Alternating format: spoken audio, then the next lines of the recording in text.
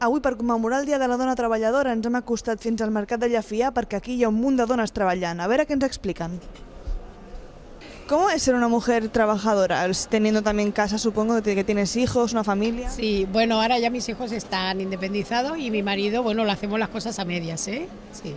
Trabajamos juntos y luego llegamos a casa y también hacemos las cosas a medias. Pero supongo que será más complicado que siendo solo ama de casa. Bueno, claro, sí. Pero bueno, ya te lo montas para hacerlo, claro. Uy, muy estresante, muy estresante. Todo el día corriendo para arriba y para abajo y sin tiempo de respirar. ¿Sí? ¿Y tú crees que sería diferente si dejaras de trabajar o ahora mismo con la crisis es imposible dejar? Imposible dejar de trabajar, imposible. Me sentía mal de todas maneras, ¿eh?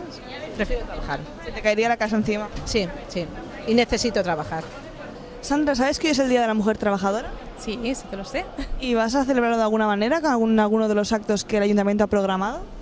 No tengo pensado nada. En casa, con mi nena, que ya dos mujercitas, con ella y yo.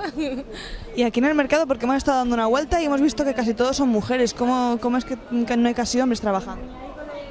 Bueno, los hombres más bien se dedican a comprar el género, o sea, están más bien fuera y nosotras aquí dando la cara.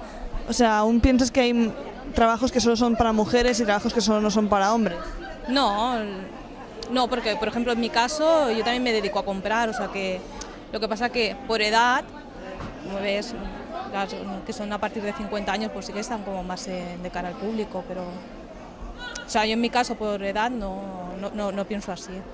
¿Cómo es ser una mujer trabajadora respecto a los trabajos de casa, el combinar esos dos ámbitos?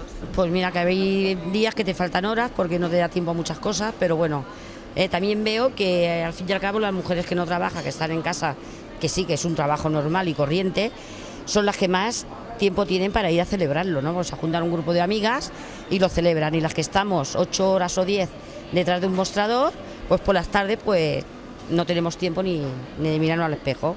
Tú vas a Madrid y todos son hombres. Allí no verás ninguna mujer despachando. Aquí en Cataluña somos más mujeres que hombres vendiendo, pero de siempre.